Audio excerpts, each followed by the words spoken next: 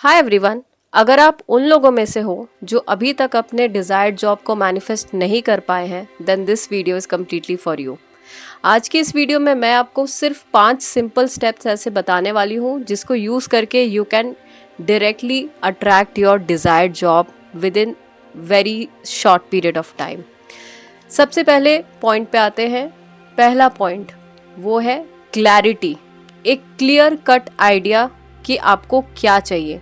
Manifestation का सबसे पहला रूल यही है कि आपको 100% क्लैरिटी होनी चाहिए कि आपको एग्जैक्टली चाहिए क्या। इससे ये होता है कि आप एक डेफिनेट अप्रोच के साथ आगे बढ़ते हो। अगर मैं बात करूँ क्लैरिटी की, तो जॉब के रिगार्डिंग आपको क्या कुछ ऐसी चीज़ें हैं जो जानने की ज़रूरत है। क्लैरिटी में कुछ 5 ऐसे पॉइंट्स हैं जिसको आपको जानने की ज़रूरत है। सबसे पहला, कौन सा ऐसा कंपनी है, अगर आप एक कंपनी पर्टिकुलर कंपनी में जाना चाहते हो, then which company you want to go. Second, which position you are seeking, कौन सा पोजीशन आप उस कंपनी में चाहते हो। थर्ड, आपकी सैलरी आपको क्या चाहिए, वो भी एक डेफिनेट अमाउंट हो तो बहुत अच्छी बात है, एक सैलरी का definite amount. Fourth, working environment कैसी होनी चाहिए, किस तरह का माहौल होना चाहिए आपके वर्किंग एरिया में। And fifth, that is the most important, आपको पूरे जॉब के दौरान, जॉब करने के बाद जब आप घर पे आओगे, आपको एग्जैक्टली कैसा फील होना चाहिए, जॉब करते करते आपको कैसी फीलिंग होनी चाहिए। ये फीलिंग का भी एक क्लियर कट पता होना बहुत ज़रूरी है। ये तो बात हुई क्लैरिटी की। अब सेकेंड पॉइंट पे बात करते हैं, and that is visualisation. Visualisation आपके दिमाग को एक सीधा सिग्नल पहुंचा देता है कि आपको एग्जैक्टली कैसा चीज़ चाहिए, कैसा माहौल चाहिए। और अगर हम बात करें रिगार्डिंग जॉब की, तो विजुअलाइजेशन आप 2 तरीके से कर सकते हो। सबसे पहले आपको लिखना होगा कि आपको कौन सा सीन विजुअलाइज करना है, क्योंकि जब तक आपको यही नहीं पता आपको क्या सीन देखना है, आपको क्या एग्जैक्टली अपने रियलिटी में चाहिए, तब तक आप विजुअलाइजेशन में आपको दिक्कत होगी। लेकिन पहले ही आपको सीन जब आप लिखोगे तो आपको पता होगा कि आपको एग्जैक्टली ये वाली चीज़ अपनी रियलिटी में चाहिए। आप 2 तरीके से अप्रोच कर सकते हो इस विजुअलाइजेशन चीज़ को। सबसे पहले आप ये देख सकते हो कि आपकी डिज़ायर्ड जॉब की जो ऑफ़र लेटर है वो मेल में आ चुकी है, आपके पास ये मेल पहुंच चुका है, एंड आप अपने नियर एंड डियर वंस, आपके पेरेंट्स, जो भी आपके अपने हैं, उनके साथ आप शेयर कर रहे हो, and you people are so much happy, आप सेलिब्रेट कर रहे हो, आप ग्रैटिट्यूड पे कर रहे हो। आप ये सीन भी देख सकते हो।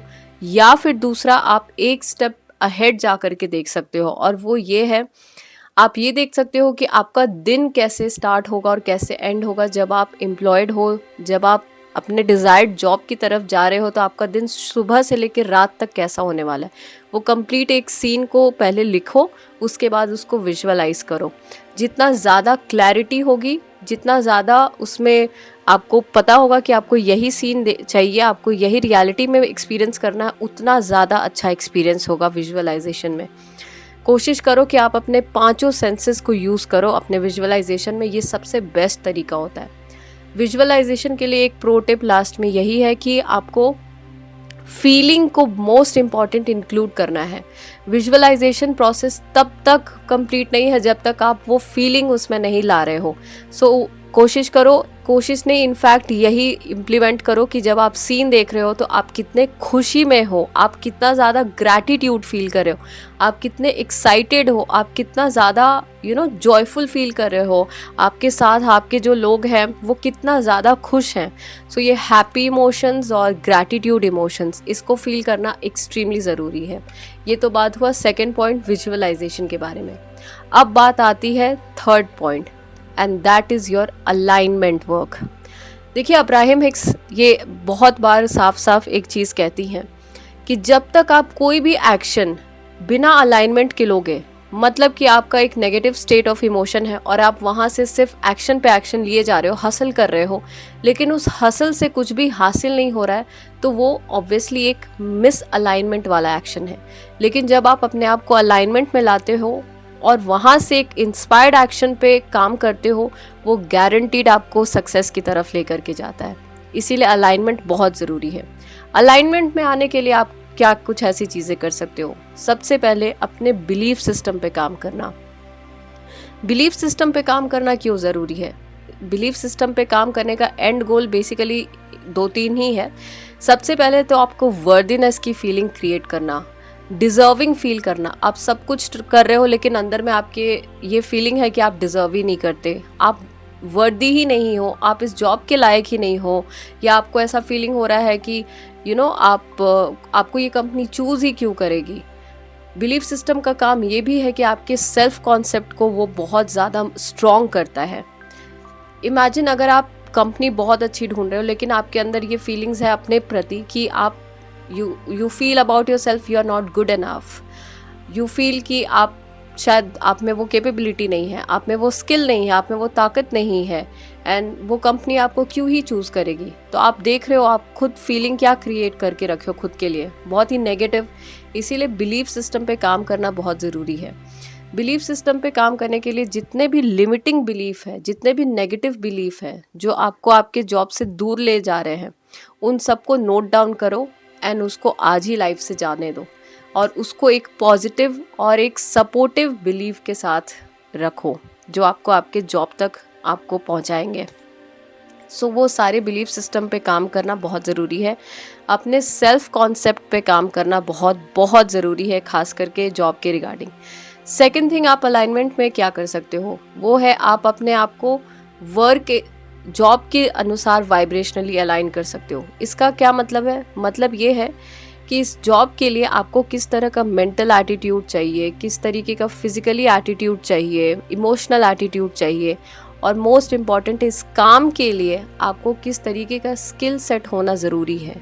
जब आप ये सारी चीज़ों को देखोगे और आपको जहाँ पे लग रहा है कि आपको और काम करने की ज़रूरत है अपने स्किल पर, अपने आप पे और थोड़ा सा मेहनत करने की ज़रूरत है सो दैट कि आप अपने इस जॉब के अलाइनमेंट में आ सको, वहाँ पे डेफिनेटली डू योर वर्क। अपने स्किल पे काम करना, अपने आप को इम्प्रूव करते जाना बहुत ज़रूरी है सो दैट आप अपने जॉब के वाइब्रेशनल अलाइनमेंट में आ सको। अब क्या ऐसी चीज़ है जिससे आप अलाइनमेंट में आ सकते हो? आप अलाइनमेंट में आने के लिए जो तीसरी चीज़ है वो ये है, खास करके ये पॉइंट उन लोगों के लिए जो अपना जॉब स्विच कर रहे हैं, जो एक पुरानी कंपनी से एक नई कंपनी की तरफ जाना चाह रहे हैं, ये स्पेशली उन लोगों के लिए है। वाइब क्लीनिंग बहुत इम्पॉर्टेंट है, खास करके अगर आप एक पुरानी कंपनी से नई कंपनी में जा रहे हो और आपका एक्सपीरियंस बहुत ही नेगेटिव रहा है पास्ट की कंपनी में, चाहे वो जॉब को लेकर के हो, चाहे वो वर्किंग कल्चर को लेकर के हो, चाहे वो बॉस को लेकर के हो, चाहे जो भी हो, सैलरी को लेकर के हो, कुछ भी ऐसी नेगेटिविटी जिससे आप अपने पास्ट जॉब से हटे थे, उस नेगेटिविटी को जब तक आप कैरी करोगे, ये गारंटीड है 100 नहीं 500% कि आप जब दूसरा जॉब अट्रैक्ट भी कर लोगे, you will attract the similar situation sooner और लेटर। इसलिए इम्पॉर्टेंट होता है वाइब क्लीनिंग करना। पास्ट में जो कुछ भी हुआ उसको क्लीन करना, हील करना। हीलिंग के लिए आप होपोनोपोनो कर सकते हो, हीलिंग के लिए आप मेडिटेशन कर सकते हो। पास्ट में जो कुछ भी हुआ उसके लिए आप ग्रैटिट्यूड पे कर सकते हो, क्योंकि कुछ तो बहुत अच्छा ही आपको वहाँ से सीखने को मिला है, कुछ तो बहुत अच्छा ही आपको अपने लाइफ के बारे में सीखने को मिला है, खुद के बारे में सीखने को मिला है। जिन लोगों के प्रति आपकी नेगेटिविटी होगी, शायद बॉस के प्रति, चाहे वो कलीग्स के प्रति, उस नेगेटिविटी को क्लीन करो, हील करो, otherwise you will attract the same people again and again. That's why vibe cleaning is very important. तो ये सारी कुछ चीज़ें करो, खास करके gratitude, ho'oponopono, healing most important. अब बात आई कि आप फोर्थ पॉइंट आप क्या कर सकते हो to attract a job, and that is your let go and surrender. Let go और सरेंडर किसी भी मैनिफेस्टेशन प्रोसेस का बहुत इंपॉर्टेंट पार्ट है। लेट गो और सरेंडर जो होता है ना, ये सिर्फ एक ही चीज़ पे काम करता है, वो है complete faith and trust on universe. इस ट्रस्ट के साथ कि आपने अपने हिस्से का काम कर दिया, अब यूनिवर्स की बारी है, वो कैसे आप तक वो जॉब लेकर के आएगा, कौन सा रास्ता होगा वो आपको नहीं पता। और जो भी इंस्पायर्ड एक्शन, जो भी आइडियाज़ इस वक्त आ रहे हैं, उस आइडिया पे एक्शन लेना वो बहुत इंपॉर्टेंट है। लेट गो या सरेंडर का सबसे इम्पॉर्टेंट जो पार्ट है वो ये है कि आप जो भरोसा रखते हो यूनिवर्स तभी वो चीज़ मैजिकली आप तक पहुंचाता है। लेकिन जैसे ही आप ये सोचने लगते हो कैसे होगा, कब होगा, होगा कि नहीं होगा, जब ये सारी चीज़ें करते हो तो आप समझो आप ऑलरेडी नेगेटिव तरफ जा रहे हो। इसीलिए उस कंप्लीट फेथ को रखना बहुत ज़रूरी है कि आपने अपने हिस्से का काम कर दिया, अब यूनिवर्स को अपना काम करने दो एंड मैजिक के लिए रेडी रहो। And my fifth point is always come in receiving mode. Receiving mode कहने का मतलब हमेशा हाई वाइब्रेशन में रहने की कोशिश रखो। रिसीविंग मोड में रहने का मतलब हमेशा ग्रैटिट्यूड मोड में रहने की कोशिश करो। ग्रैटिट्यूड पास्ट के लिए भी, जो कुछ भी आपके पास्ट में था उसके लिए, ग्रैटिट्यूड प्रेजेंट के हर एक चीज़ के लिए, और ग्रैटिट्यूड उस फ्यूचर के लिए जिसके लिए आप ये सारी चीज़ें कर रहे हो। फॉर एग्जांपल आप जॉब के लिए कर रहे हो तो जॉब से रिलेटेड जितनी भी चीज़ें हैं उसके लिए पहले से ही ग्रैटिट्यूड फील करना, पहले से ही यूनिवर्स को थैंक यू देना कि आपकी डिज़ायर्ड जॉब आपको मिल चुकी है, आपकी वर्किंग एनवायरनमेंट बहुत अच्छी है, आपके कलीग्स बहुत अच्छे हैं, आपका जो बॉस है आपके प्रति वो बहुत अच्छा है। इन सारी चीज़ों को ग्रैटिट्यूड फील करना, एक एक पॉइंट को लिखो और ग्रैटिट्यूड फील करना शुरू कर दो।